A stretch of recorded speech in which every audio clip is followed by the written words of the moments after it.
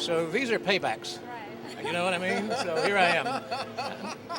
For decades, Lee Majors ruled Hollywood as the ultimate rugged heartthrob, leaving a trail of broken hearts in his wake, including his legendary, highly publicized marriage to Farrah Fawcett. Yet, behind all the action hero swagger and high-profile romances lay a deeply guarded secret that he kept hidden from the world. Now, at 87 years old, the $6 million man has finally broken his silence to confess that only one woman truly stole his heart, and the identity of his ultimate love is absolutely shocking. Why has the Hollywood legend waited until the twilight of his life to finally expose this hidden romance? Join us as we uncover his explosive confession and reveal the true love of his life. The gridiron collapse. How paralysis forced a star athlete to reinvent his future. Long before he became the bionic powerhouse that defined a generation, Lee Majors was just a boy named Harvey Lee Yeary, born into a world that tested his resilience from the very start. Life dealt him a devastating hand before he could even process it, losing his father to a workplace tragedy months before his birth, and his mother to a car crash when he was just an infant.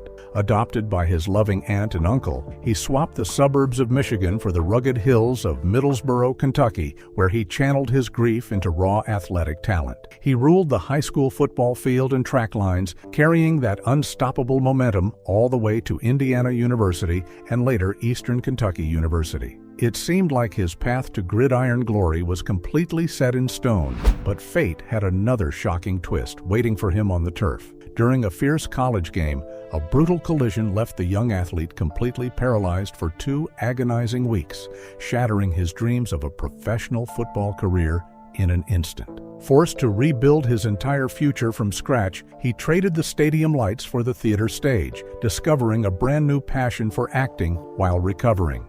Even though he graduated with a degree in history and physical education and technically had a backup plan to coach, the pull of the creative world was too strong to ignore. When a prestigious offer to try out for the St. Louis Cardinals football team finally came knocking, he made a daring, life-altering choice to turn it down, packed his bags, and headed straight for the glitz and glamour of Los Angeles. Living in the heart of LA, he took a job as a recreation director at North Hollywood Park, a hot spot where he naturally crossed paths with influential industry insiders. It was here that he met Dick Clayton, the legendary agent who had steered James Dean's career, who instantly saw a spark in the rugged young man and urged him to take acting classes. To reinvent himself for the big leagues, Harvey adopted the stage name Lee Majors as a heartfelt tribute to his childhood football hero, Johnny Majors, and began refining his craft at MGM's elite acting school. The grueling preparation quickly paid off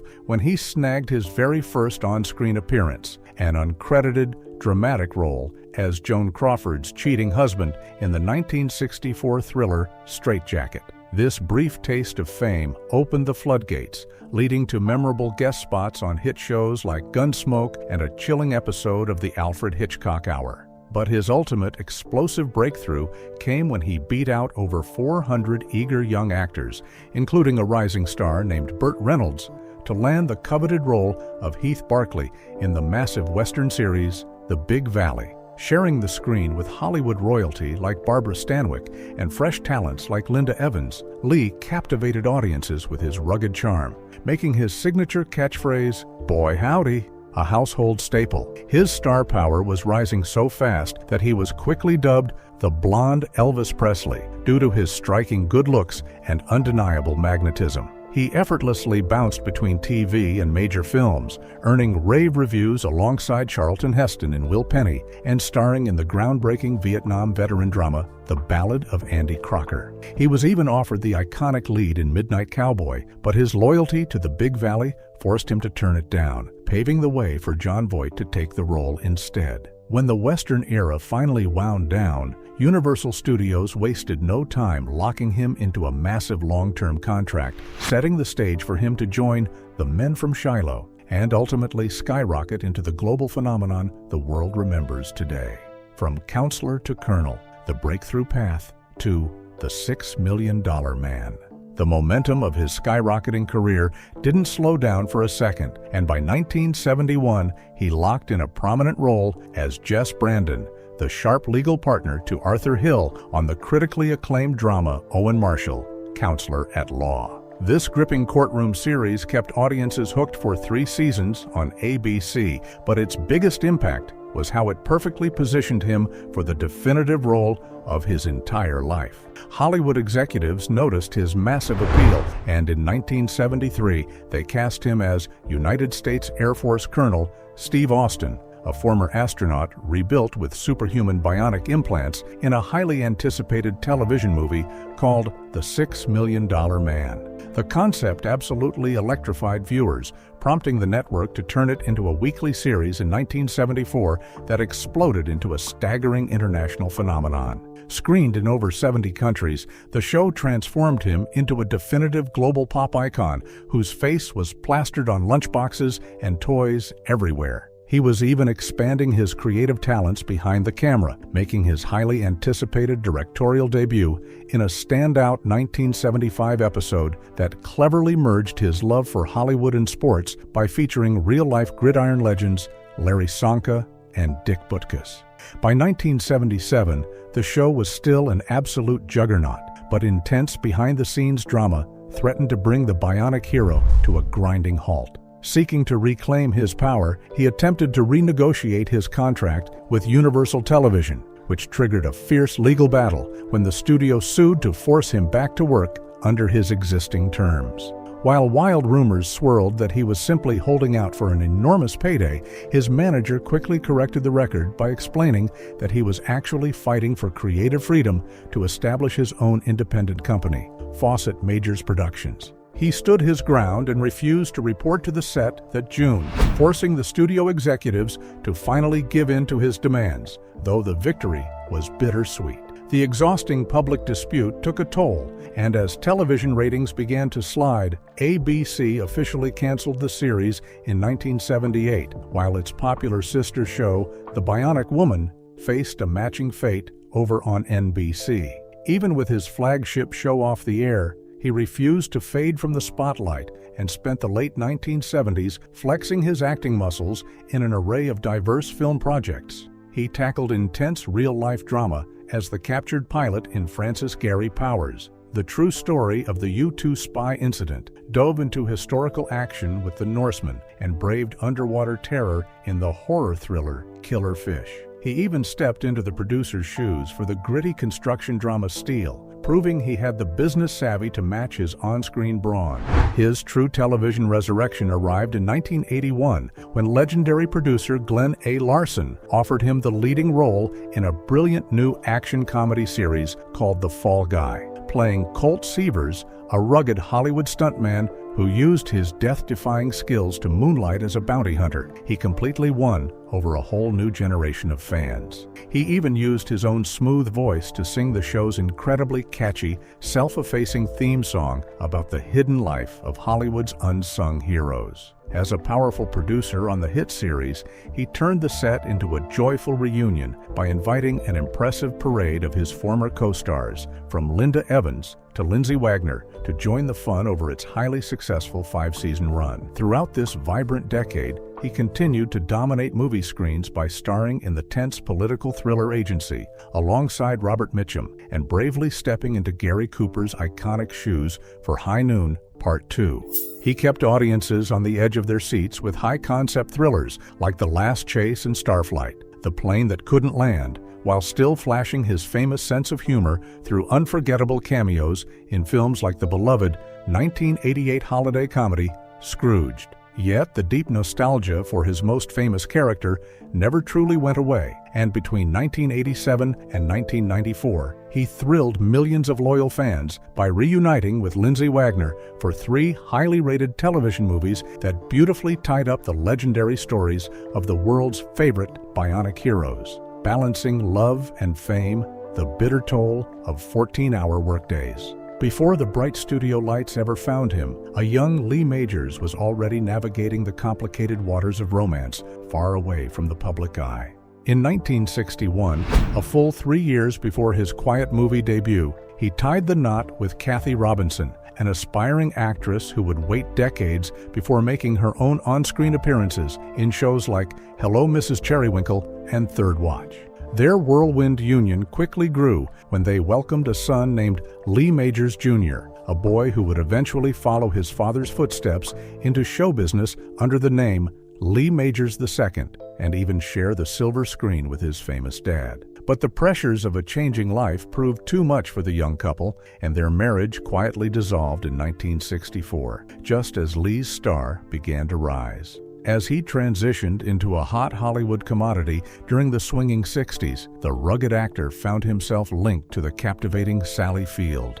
While neither star ever formally confirmed the rumors to the press, Lee couldn't resist dropping a juicy hint about their fiery past years later in his hit musical single, singing proudly about being on fire with the beloved actress. By the twilight of the decade, destiny intervened when Lee's publicist introduced him to a breathtaking rising star named Farrah Fawcett, sparking a romance that would completely captivate the world.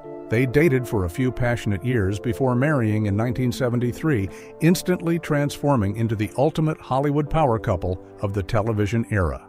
Farrah proudly embraced her new life by using the name Farrah Fawcett Majors on her screen credits, cementing their status as industry royalty even as their individual careers began to pull them in opposite directions.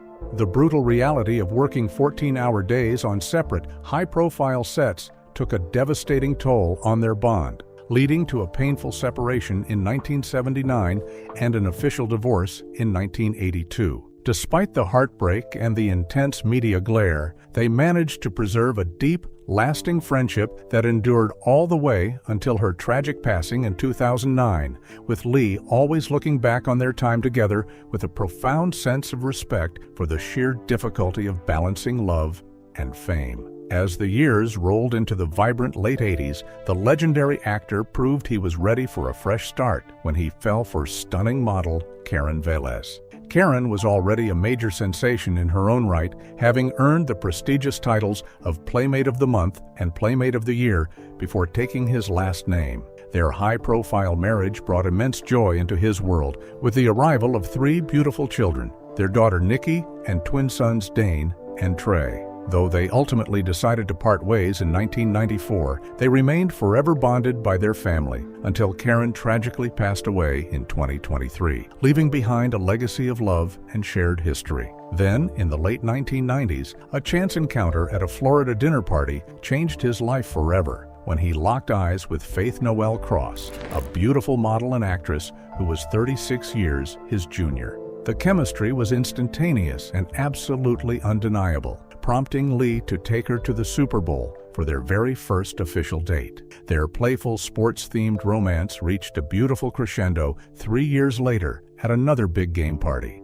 where Lee surprised her with a hinged ceramic football containing a massive diamond ring. They officially tied the knot in 2002, and Faith has remained his rock ever since, standing proudly by his side at every major event and proving that true love can easily shatter any Hollywood record. The men from Shiloh and Owen Marshall, transitioning through Universal's golden era. When you look back at the grand tapestry of classic television icons, it is almost impossible to find a name that shines brighter or stands taller than Lee Majors. He is an absolute titan of the small screen, pulling off the legendary and incredibly rare feat of starring in 3 separate hit series that each crushed the 100-episode milestone across 3 consecutive decades. In the swinging 60s, he was the fierce and loyal Heath Barkley in the sprawling Western saga, The Big Valley, a role that launched him into a whole new tier of stardom. The series was set in the rugged landscape of Stockton, California,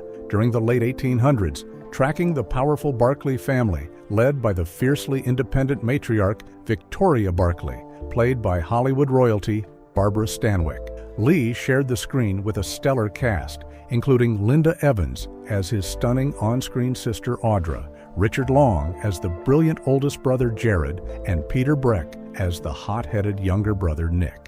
While he was deeply grateful for the incredible breakout opportunity the show provided, it also came with a heavy dose of behind-the-scenes frustration when the network unexpectedly renewed the Western for a final season. This surprising corporate move completely locked him into his contract, forcing him to turn down what would become Jon Voight's career-making role in the iconic 1969 film Midnight Cowboy.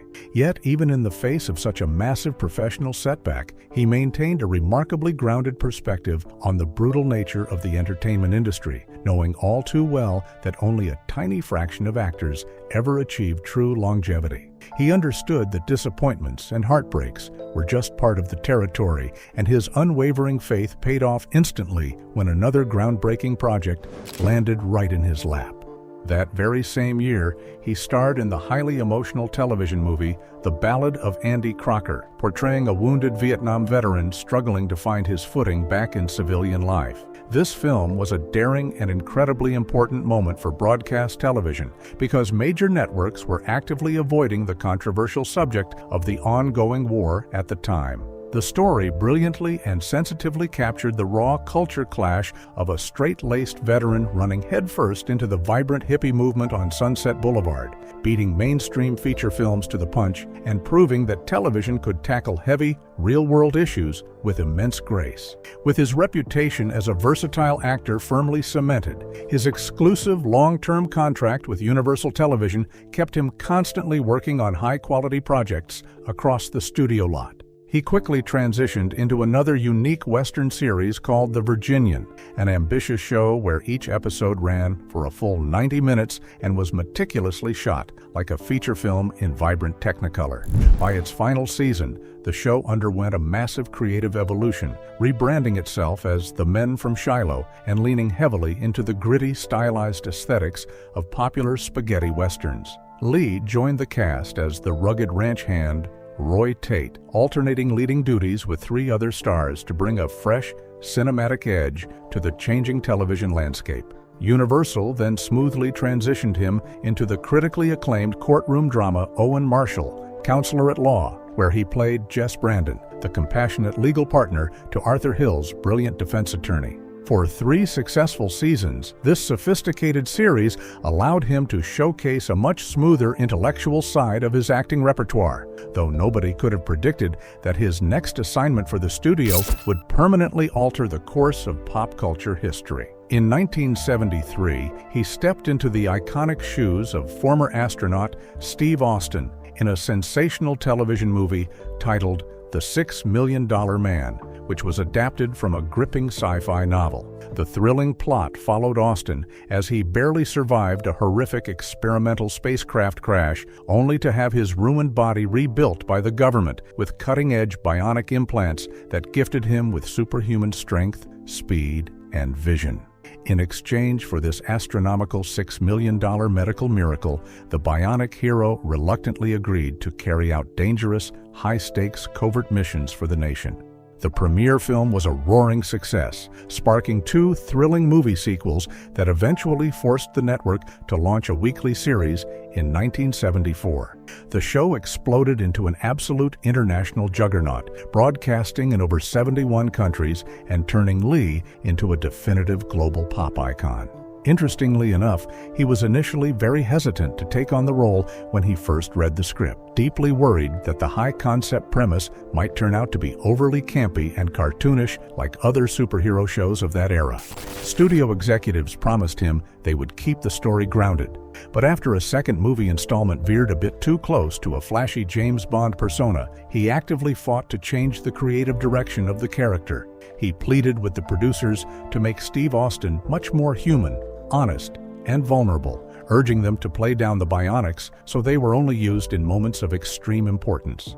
He also insisted on eliminating graphic violence and death from the script, successfully transforming the blockbuster action show into a wholesome, thrilling experience that entire families could sit down and enjoy together. Even while riding the absolute peak of the bionic wave, he grew increasingly frustrated that his character was completely lacking a genuine romantic storyline to soften his tough exterior. To solve this, creative writers introduced a beautiful tennis professional named Jaime Summers, played by the talented Lindsay Wagner, as Steve's long-lost high school sweetheart. Their fiery old romance was beautifully rekindled, but tragedy struck almost immediately when Jaime suffered a catastrophic parachuting accident that left her on the brink of death. A heartbroken Steve begged his government handlers to save her life using the exact same bionic technology. And though she survived the intense surgery, her body eventually rejected the mechanical parts in a deeply devastating episode that left millions of viewers completely heartbroken. However, behind the closed doors of the studio, this tragic death was actually a clever corporate smokescreen designed to launch a highly successful spin-off series called The Bionic Woman. In a dramatic twist, scientists secretly saved Jaime's life, but the trauma left her with severe amnesia, completely wiping away her memories of Steve and forcing the legendary star-crossed lovers to slowly rebuild their connection from the absolute ground up. As the wild ride of the 70s came to an end, he was ready to completely shake off the sci-fi label and reinvent himself once again for a new decade of television. In 1981, he struck absolute gold for a third time when he teamed up with a brilliant producer friend to launch the action-packed comedy series The Fall Guy. Playing Colt Seavers, a hard-working Hollywood stuntman who used his spectacular driving and death-defying skills to moonlight as a rugged bounty hunter, he instantly captured the hearts of a whole new generation. He fully threw himself into the creative process, even singing the show's incredibly catchy, self-effacing theme song that paid a funny tribute to the unsung heroes of the movie industry. As an executive producer on the hit show, he turned the set into a joyful, nostalgic playground by inviting a massive parade of his beloved former co-stars to make special guest appearances over its highly successful 5-season run. Yet, despite his deep personal fondness for his earlier Western days, he always recognized that the bionic phenomenon possessed a rare, untouchable magic that could never truly be replicated. The intense global nostalgia for that bionic universe was so incredibly powerful that the characters simply couldn't stay apart forever, leading to an epic trilogy of reunion television movies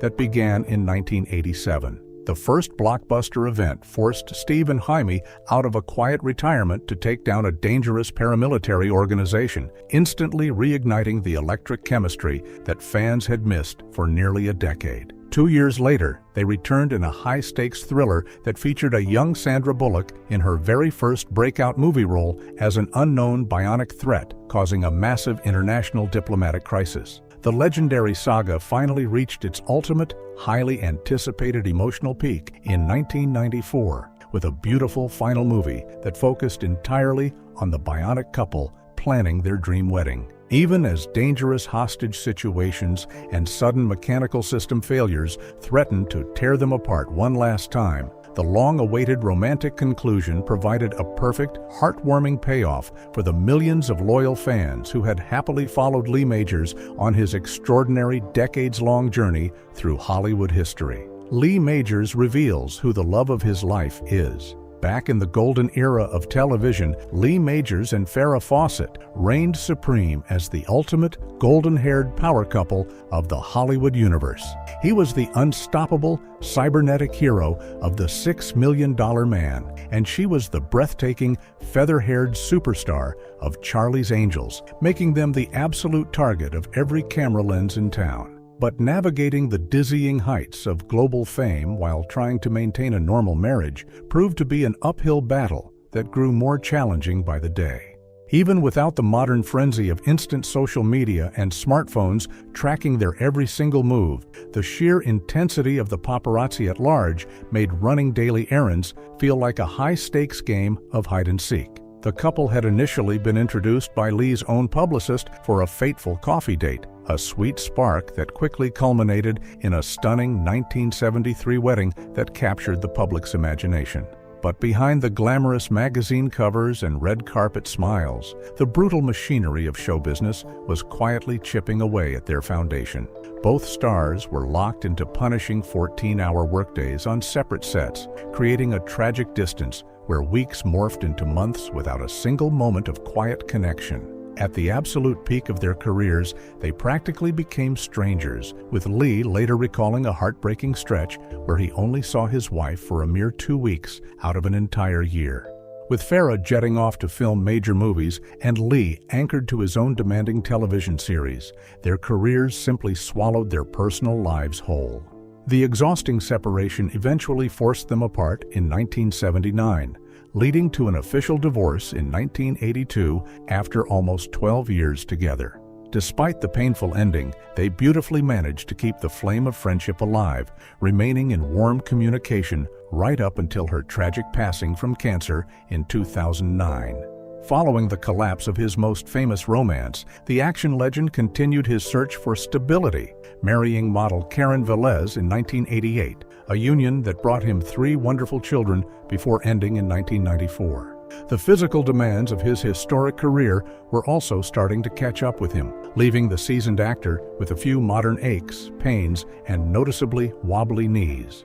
Looking back at his younger years, he often joked that he felt completely invincible on set, constantly choosing to perform his own dangerous stunts to make the long filming days fly by faster. While he playfully wishes he had let his stuntmen take a few more of those hard falls, he possesses absolutely zero regrets about his journey.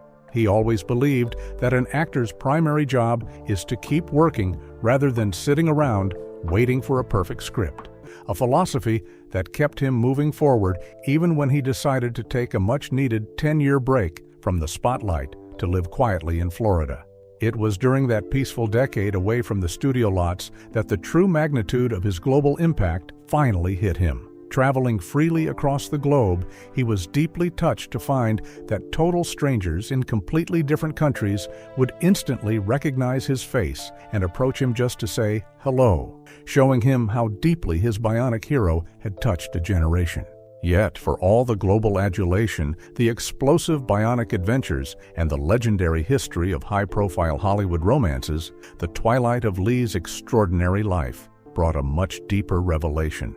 After decades of living in the intense spotlight, the bionic icon finally confessed that the true love of his life wasn't the blonde bombshell who shared his 90s fame or any of his early co-stars. Instead, the ultimate anchor who truly captured his heart for the long haul is his current wife, Faith Majors. Meeting at a quiet Florida dinner party in the mid-1990s, the stunning model became his absolute rock, leading to a beautiful 2002 marriage that has lasted over 23 blissful years, a beautiful bond that the legend proudly calls a true record breaker in Hollywood history. What Lee Majors movie is your